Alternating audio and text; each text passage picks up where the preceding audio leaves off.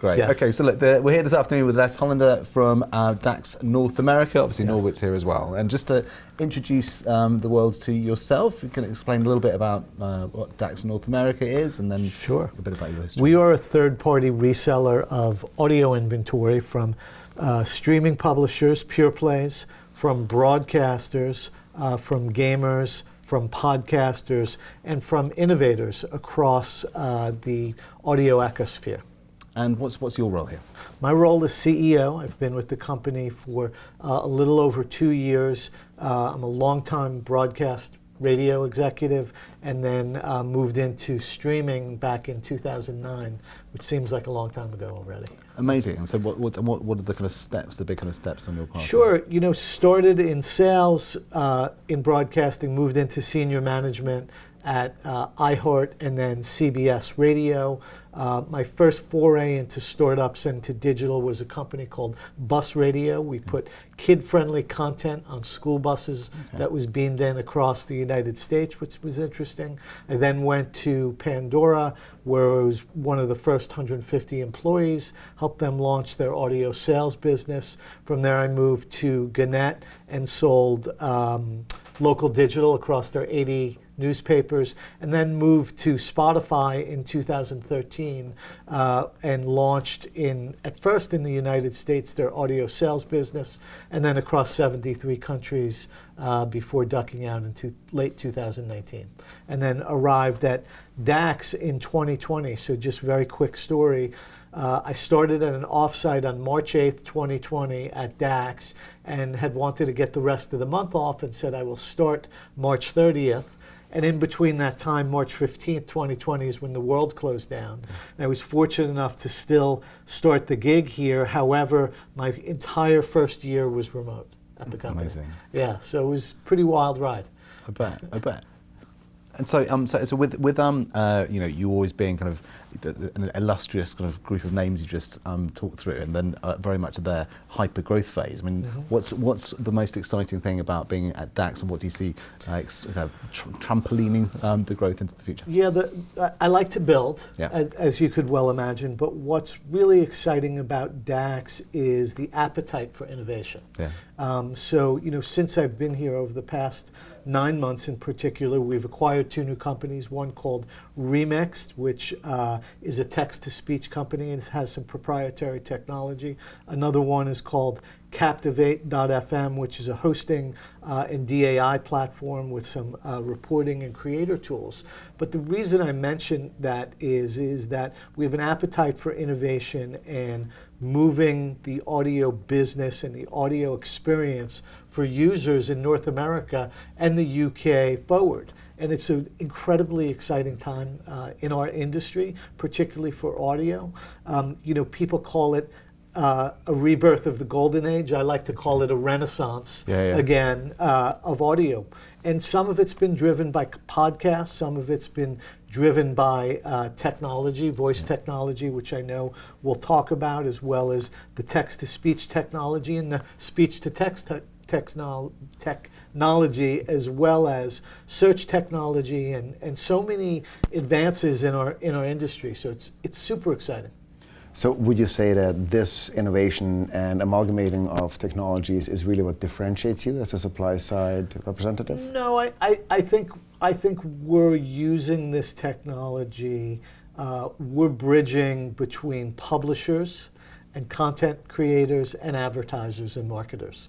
So, it's what motivates me and gets me out of bed every morning, is to be able to take these technologies and this innovation and these solutions and help marketers, innovative marketers across the country, bring it to their consumers. It's something that is more measurable for them, helps them get lower down the consumer funnel. If you think about, an older traditional radio impression versus a more traditional streaming impression, one has inherently had more advantage in terms of measurability and accountability, and now that's moved very close together through innovation and technology, where broadcast impressions and streaming audio impressions have similar capabilities for marketers. Interesting. And digital audio being the fastest growing segment, I think it's by 58% last Yeah. year. What would you attribute that growth to? The changing behavior of consumers, particularly if you look at it generationally amongst Gen Z and millennial, and to a lesser extent Gen X and baby boomers. If you talk to a Gen Z or millennial, the first thing when they get in your car, it's not as much to turn on the traditional radio, it's how do I connect my mobile device and maybe listen to that radio station or listen to a pure play streamer. Those generations also are not generations that have a paper delivered to their newspaper delivered to their door or driveway. They're going to a podcast to find out, who won the game last night, or find out, they're using their mobile phone to find out what the weather, or a podcast to find out what the news is, or stream their favorite local radio station. And as far as TV goes, they're consuming so much time on those devices to watch Netflix, or to stream a baseball game, or to watch a video on TikTok. So the consumer behavior has changed so dramatically amongst those generations, but it benefits audio and brings it back to the forefront. And at the core of it is storytelling. Mm-hmm. And audio, since the beginning of time, has been the best storytelling medium. Amazing. And so this is it's almost like we primed this segue, but we're trying to find best practice of audio ads, right? And can you think back to maybe the first audio ad that you maybe ever heard, or definitely one that you can remember from a long time ago? Yeah, I started in radio quite a while ago, really when dinosaurs roamed the earth, to be quite honest with you. But it was that, tell them once, tell them again, and tell them another time. So, back when I started in radio, it was about the phone number. There was no website to go to. It was how to get people into the store. That's changed dramatically because there's so many different touch points for a marketer. It's go to our website, go to a website, an e-commerce website to find it, come into your local retailer to find it, or interact with it through what you're hearing or seeing visually, and really through on-demand audio. Yeah. So it's what we've seen is that those messages that are retained are ones if you sung the telephone number out, or you'd tell the ads to a friend, and this whole idea of firing up your vocal cords in the real world is what we're kind of squarely aimed at right now with actionable ads, and the ability to kind of talk back to the ad on the smart speaker you're listening to. Where do you think the world of smart speakers is taking us? Well, one thought before I answer your question too is what's changed is the need for intense frequency, because the way people are listening is a little bit different today than it was back when I started in radio, in that, if 50% of the people who were listening have headphones or their wireless earbuds in, I think that one-to-one interaction is a little bit more engaging than a one-to-many interaction for a number of reasons, because you're able to tailor the creative, because you're literally in their ears where you were hoping to be in their ears, where if they were in a public space or at home listening to the radio. So that's become really interesting. So, where the answer to your question, where voice comes in, is now the interactivity. And I think people sort of go to the end a little bit too quickly in general when they think about voice interactivity. They're thinking about how can someone order their mouthwash and their butter and their new sneakers with a voice ad. But it's so much more than that. It's so much more than about making an appointment. In other words, if there's an ad for a TV show, put that on my calendar so automatically through a voice ad, so it reminds me to tune in that evening. Or if it's for a local service business, send me the information so I can call them. In addition to, we'd love if most people, ordered their toilet paper and goods through voice ads, but there's so much more to it, and there's so much more green pastures. So I see that the future is incredibly bright as there's more and more engagement and more penetration of voice devices. And what people need to think about and remember is it's not only about a physical voice device in your home. This also includes mobile phones and how people are engaging with Siri, how people are engaging with other brands, whether it be a Sonos or a Bose device or other devices that some have their own technology, some have Google or Alexa technology that's simply white labeled. So it's really even more prevalent, the technology, than you think. So hopefully I answered your question. 100%, yeah. No, it's and like this dream of ambient computing. There's meant to be more voice-enabled devices than humans only by 2024. So it's ambient. Now it's interesting. And from the engagement perspective, where do you see as the biggest value here? From your end being the tidal binds between publisher and advertiser, is it the knowledge of the engagement, a better understanding of the engagement? Is it the attribution? What would you aim in a strategic sense to get out of this interactivity? Well, a number of things. So the engagement and attribution are critical. But as a long-time advertising executive, one of the things that I would love to see in the future is that audio is further at the top of the list on a media plan.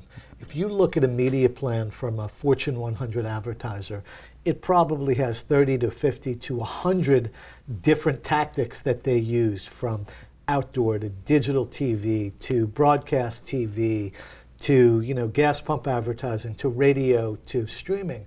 And generally radio and streaming are in that bottom 20 and that 15 to 20 on the list.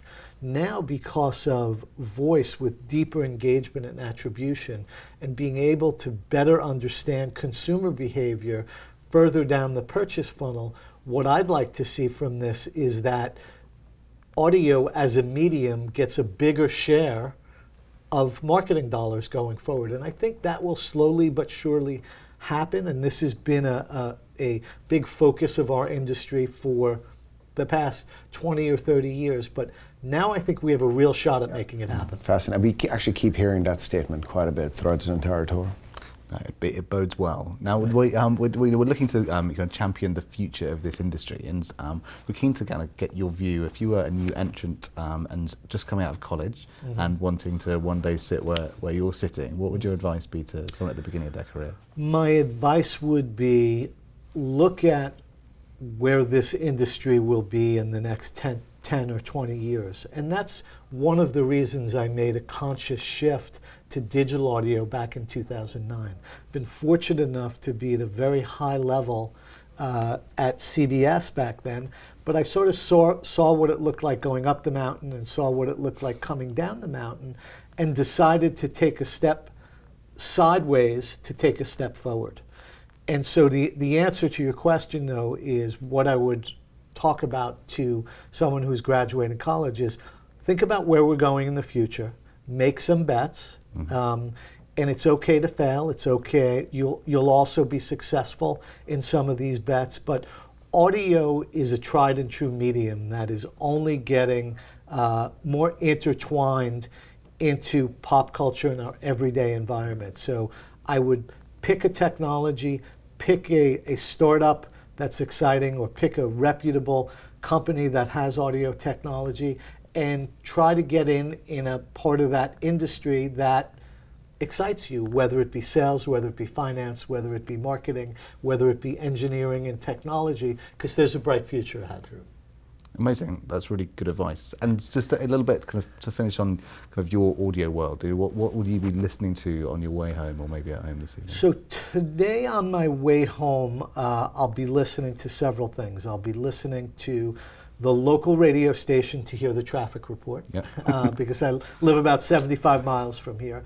I didn't get a chance to listen this morning to NPR, and I'm an avid NPR listener, so I love Up First, in particular, the podcast that I listen to every day. I'll probably, after that, tune in to one of my playlists on Spotify or one of the other services, and then I usually go to tune in to listen to one of my favorite radio stations that are out of market, like WMVY in Martha's Vineyard, or several others that are a little bit more alternative leaning. That's a long commute.